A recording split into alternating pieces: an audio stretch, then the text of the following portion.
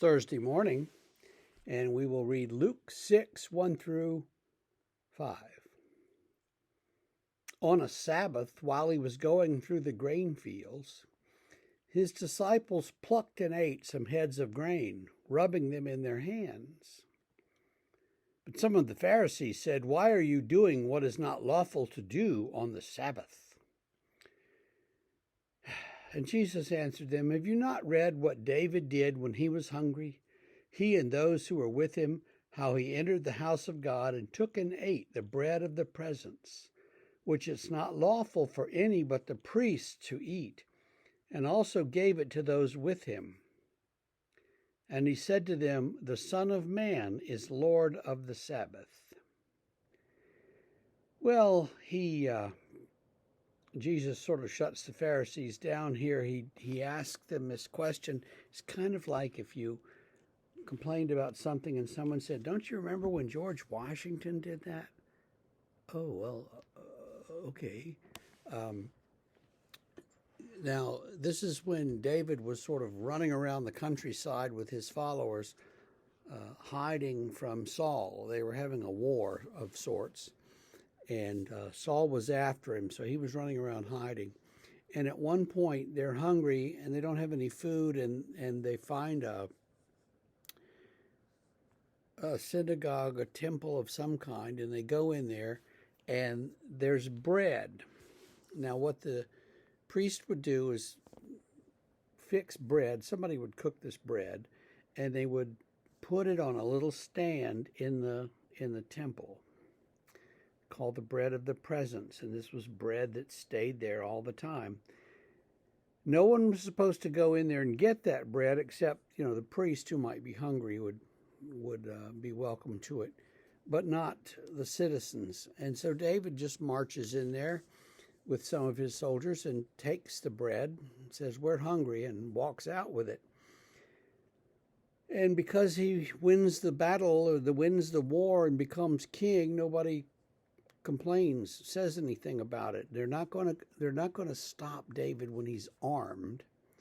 And once he wins the battle, I said, "Well, this is just cool. It's cool. He did it. He got away with it because he's the leader." And Jesus says, "Don't you remember when David did that? All we did was pick 3 heads of grain and, rub them in our hands and eat them. Not nearly as bad an offense as stealing the bread of the presence from the temple. No field owner is going to miss 3 grains of grain that they pick. It was typical in those days, the paths would go between the fields and maybe cut across the corner. And they would leave a little bit of the whatever they were growing unharvested right there around the corners where the path cut through, so that traveling people could grab some and eat on their way. This was just a common thing. You didn't actively feed people, but you left some of the produce there for them to pick if they were hungry. So that wasn't the issue. It's not that they were stealing grain. They were welcome to, a handful of grain. The thing is, they picked the grain on the Sabbath. And picking grain is harvesting. And harvesting is work. And so the Pharisees, with their typical interpretations, are trying to say he was out harvesting grain on the Sabbath.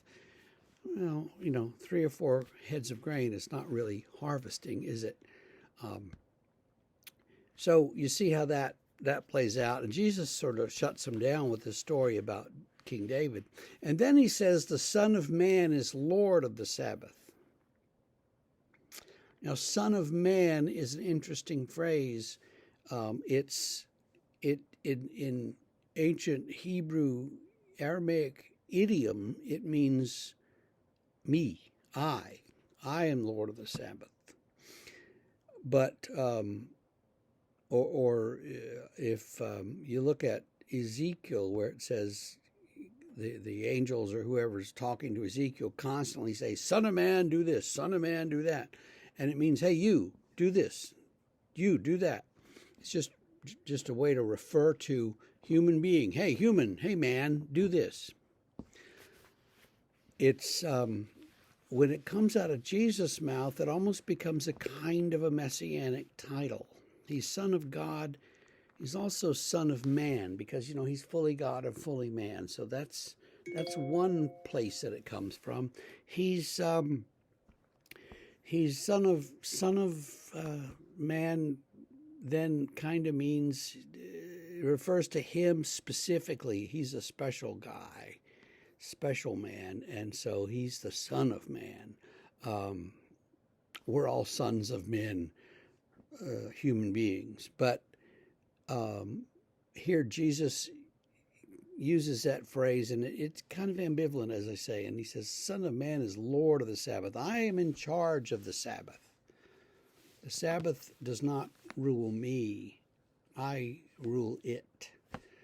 That's a cheeky thing to say, but we know what he meant and what he was communicating there. They didn't particularly understand that at that time, but they would have eventually. So the Son of Man is Lord of the Sabbath. Don't bother me with your petty, nitpicky rules that are overinterpreted. This is not the same as somebody doing harvesting. It's not like they're out there working all day. They picked a handful of grains to eat. So don't